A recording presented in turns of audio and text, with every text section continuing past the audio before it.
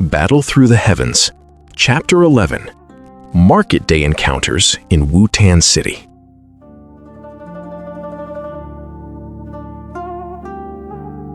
After his triumphant return and rekindled confidence, Xiaoyan's journey continues with renewed purpose. His path soon leads him to the bustling Wutan City market, a place where the potent energy of the continent's rare treasures often changes hands. Magical cores on the Douqi continent were also known as magic crystals. Their name described them perfectly: crystallized energy found within magical beasts. These cores pulsed with incredibly violent natural energy. Even a Dou Wang wouldn't risk absorbing such power directly, facing the danger of their own body exploding. Though magical cores couldn't be absorbed raw, they were essential materials for alchemists. Through secret techniques, alchemists refined these cores, using medicinal herbs to neutralize their volatile properties. The result was highly coveted medicinal pills that boosted strength, sending prices soaring. Magical cores also enhanced weapons. A weapon imbued with a magical core gained not just increased destructive power, but also an appealing Douqi amplification effect. Douzers across the Douqi continent fiercely sought such weapons. Beyond weapons, magical cores could fortify armor and other items. This granted the owner powerful defense, offering vital protection when facing danger. These numerous effects made magical cores the most popular resource on the Douqi continent. Not only douzé, but even esteemed alchemists constantly scoured the lands for high-grade magical cores, hoping to refine even higher-level medicinal pills. This relentless demand meant magical cores were almost always in short supply across the continent. High-grade cores, whenever they appeared at auctions or other venues, were instantly snatched up at exorbitant prices. The immense value of magical cores fueled the rise of many mercenary groups who hunted magical beasts for a living. Yet, obtaining a magical core was no easy feat. First, magical beasts were not only powerful, but also cunning. Their ferocious nature and unique attack patterns often made them stronger than human experts of the same rank. Trying to kill a peer-level magical beast alone, without truly exceptional strength, often meant suffering heavy losses with no gain. Second, not every magical beast carried these crystallized energy cores within its body. It was a matter of probability. Sometimes a mercenary group might fight a magical beast, losing half their members to injury, only to find no core. Such events were not uncommon on the Douqi continent, barely warranting a surprise. Because of this, magical core prices on the Douqi continent always ran exceptionally high. Xiaoyan led Xiaoxuner through the winding streets. They eventually entered a mid-sized market district on the city's south side. Wutan City only boasted a few such districts, each controlled by one of the three great clans. The market they entered belonged to the Xiao clan. Controlled meant the clan maintained order and safety within the market. In return, mercenaries and merchants paid taxes to the clan after transactions or setting up shop.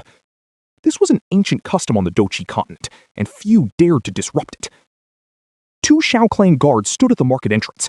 They recognized Xiaoyan and Xiaoxuner instantly. Seeing the pair approach, both guards paused, then bowed slightly. Xiaoyan gave a small nod and stepped into the bustling marketplace. He watched the endless flow of people, his tongue licking his lips. No wonder the clan managed this district so strictly. The profits from such a crowd had to be massive. Third young master, Miss Swunner, are you here to buy something? A respectful voice spoke from behind them, as the sheer number of people made their heads spin. Xiaoyan turned. 7 or 8 brawny men in Xiao clan uniforms stood ready. The speaker, their leader, was a burly man in his 30s. A badge with 6 golden stars gleamed on his chest, marking him as a 6-star doge. The honest-looking man smiled, seeing Xiaoyan's questioning gaze. Third young master, I am Pei En. I'm the guard captain for the patriarch, responsible for the market's safety. Ah, I even saw you at your birthday last year, young master. Oh, so it's Uncle Pei En. Xiaoyan blinked. He held no clear memory of the man, but the introduction brought a smile to his face. If his father had personally given the orders, then Pei En was a direct subordinate. His loyalty would be unquestioned. The Xiao clan might not be a superpower, but it had internal factions. If this man had been an elder subordinate, Xiao Yan would have given him only a casual reply. It's a bit dull in the clan, so we came out to buy a few things.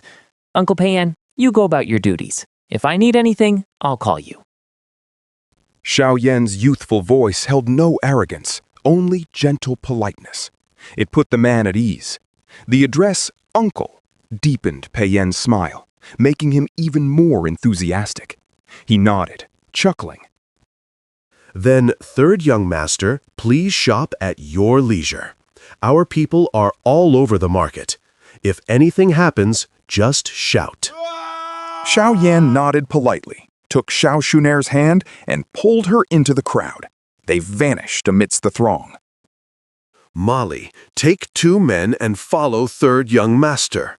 Warn the petty thieves. If anyone dares touch third young master or Miss Suner, they won't operate here again.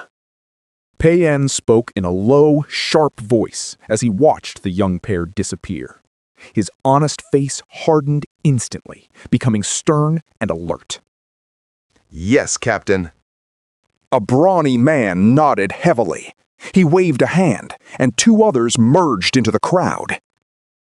Ah, the third young master treats others with such kindness. It's truly comforting. Pei En chuckled as he watched the 3 men merge. Then he sighed with regret. Such a good young man. What a pity. Ah. Shaking his head, Pei En led his subordinates back to their patrol. Trailing idly behind Xiao Yan, Xiao Shuner glanced at the crowd. She smiled faintly. Big brother Xiao Yan, that Pei En fellow isn't bad. Xiao Yan hummed softly. His gaze swept over a shop. His spiritual power was far stronger than ordinary people's. He clearly sensed the 3 guards trailing them. He pulled his eyes back, slowing his pace to walk shoulder to shoulder with the girl beside him. He caught her delicate fragrance. He tilted his head, teasing. 9 segments of Dochi, yet you can sense 3 guards skilled in stealth. Shuar, you're quite outstanding. Xiao Suner copied Xiao Yan's gesture, shrugging adorably. Then she deployed her deadliest weapon, a smile and silence. Seeing the girl stay silent, a gentle smile touched Xiao Yan's lips. He lightly patted her head, speaking in a low voice only they could hear. I don't know your true identity or your background, but I only know this. You are my little sister. No matter what happens later, remember, stand behind me. If the sky falls, your big brother will hold it up for you. He chuckled lightly, squeezed her hand, and quickened his steps, moving forward. Zhao Suner stopped. Her beautiful eyes watched the dashing young man walk ahead. She paused for a moment, then finally came back to herself. A gentle smile blossomed at the corners of her mouth, an alluring expression now filling her exquisite face. Amidst the bustling market crowd, the girl smiled softly. Her elegant figure, like a pure lotus, carried an air of calm indifference. Little sister, huh? Xiao Shuner is a very greedy girl. She looked up, muttering softly to herself. Then she parted her lips in a faint smile and caught up with the leisurely young man ahead.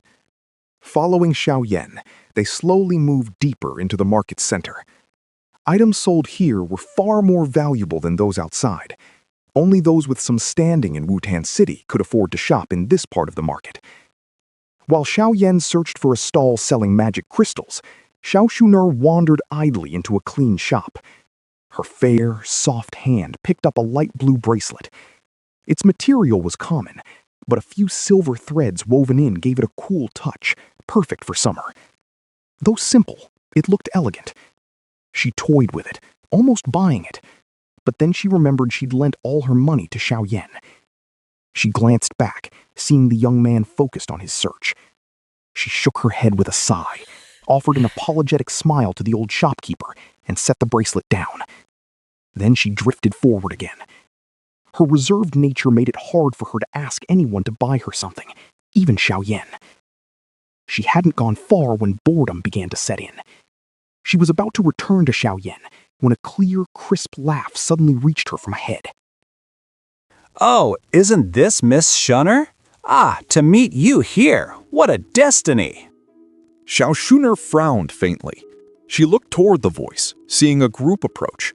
Leading them was a young man in luxurious clothes. He was around 20, somewhat handsome, but his face was pale. His eyes burned with undisguised admiration as he stared at the elegant, youthful girl.